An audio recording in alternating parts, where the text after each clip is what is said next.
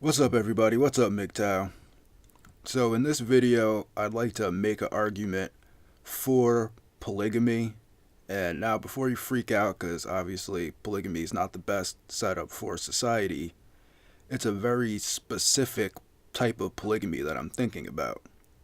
Basically, it wouldn't work in the current system, in the current legal system, and in the case of a full-on anarcho-capitalist society, I mean, really, what's stopping people from making contracts? What's stopping a guy from making a contract with like 6 different women anyway? So to say that you're going to outlaw polygamy in an anarcho-capitalist society doesn't really make sense.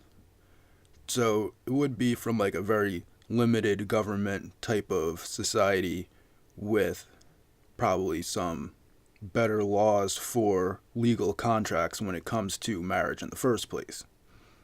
Now, if you look at society now, we already have, like what I've said, is slow motion polygamy, where the top percent of men get married to multiple women anyway. So, really, it wouldn't be much of a difference to as it is now when you're looking at the context of, a certain percentage of the lower income or lower on the look scale guys not being able to have access to women. And also, there's a lot of guys in the modern system that just don't want to get married anyway. And there's always been guys that don't want to get married. So, while, polygamy in general is worse than monogamy, just looking at the way things are currently, it really can't be that much worse.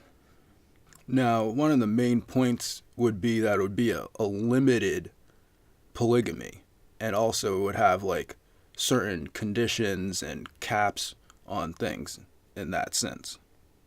Because a lot of people argue, and correctly so, that, when you have polygamy, that the lack of access to women that creates for other guys in society causes problems in society, like violence, social unrest, and people just not feeling like they're a part of the society because they can't get access to reproduction.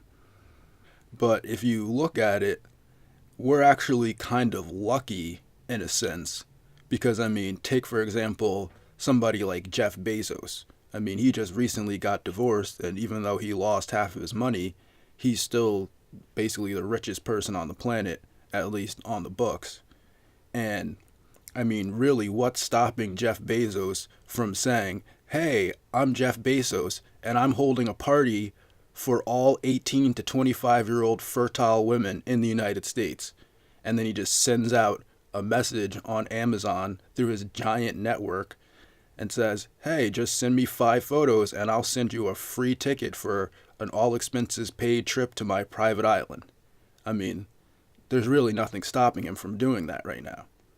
And on the other hand, you've got a lot of other kind of like high income or high class guys that aren't getting married, and they're running through hundreds, if not thousands, of women in their lifetime, which again reduces the chances of other men having access to these women. So instead of trying to force monogamy onto these like top tier men, why not give them an incentive to stay married? And that incentive would be polygamy. So, for instance, it would basically be like, what I'm thinking of would basically be like a tiered system. So, maybe like the lower 50% of guys could have 1 or 2 wives. And then when you get up into like the top 20%, they could have 3 or 4 wives. And then the top 1% could have like 4 or 5, maybe 6 wives. But again, it would be limited to that amount. So it wouldn't be like you could have 20 or 30 wives or something like that. And there'd be a lot of economic caps on it. Like, for instance, in traditional polygamy, at least in Africa, you have to buy a house for each wife. You can't just have 6 wives living in one house. And possibly we could introduce age gaps too in between the wives. So it's like each wife has to be at least 5 years age difference or 7 years age difference from the other wife. And also, you could put a cap on it, so like maybe if you get divorced from one of your wives, you can't then introduce like another wife. So like let's say you got up to 3 wives and then one of your wives divorces you, you can't just go out and get another third wife. You have to stay with the 2 wives. Now, there are a few benefits to this and also some kind of checks and balances because, for example, the wives would want to get resources from the husband, and in a properly contractual society where, the wife can only get what the husband is offering, she can't just take half whenever she feels like it, she would be more inclined to have children. And so therefore, each one of the wives of these top tier men would be demanding more children, which would be a good eugenic thing since, the top people would be having more children since they're not having more children now. And also, since it would be on a progressive income scale, wives might actually try to disincentivize their husbands from earning more, which could be like a check on greed within that top tier of men. Like, for instance, like take example Jeff Bezos. If he was getting close to like hitting the 6 wives cap, and his first 3 wives were like, well, we just want to share all of his resources between us, they might say, hey, you've already got enough money, why don't you just retire? Why don't you stop scamming everybody on the planet and just take a trip to your private island, and we'll take care of you and we'll have all your kids.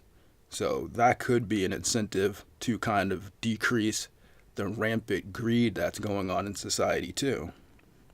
And like I said, it would be an incentive, for instance, somebody like Leonardo DiCaprio that's not married, well, maybe if he could have 3 or 4 wives, maybe that would be an incentive for him to get married. So instead of him having sex with 200 or 300 women every year, he just has 3 wives. Because when you really look at it, which is more detrimental to society? Leonardo DiCaprio having sex with 200 women per year or having 3 wives? Because both are pretty detrimental to society, but I think him having 3 wives would be better than him having sex with 300 women every year. So yeah, those are my main points on it. Obviously, this would never work in the current system, and I know obviously a lot of religious people would be opposed to polygamy, and probably a lot of women wouldn't like it either, but it seems more sensible to me than having guys, getting divorced and remarried 6 and 12 times because they can afford to, when they could, just bring on a new wife every 10 years or something like that instead. And that would be better for society too, from the current system where these top tier guys, some of them, they're having sex with 1,000 women in their lifetime or 2,000 women. And that's reducing the chances for a lot of men to have access to these women because they're getting alpha widowed by these incredibly wealthy guys that would never commit to them. And like I said, it would be an incentive for some of these top tier bachelor types maybe to get married and then take them off market, giving more access to more men. So, yeah, that's it really. Let me know what you think about this. Otherwise, have a good day and go MGTOW.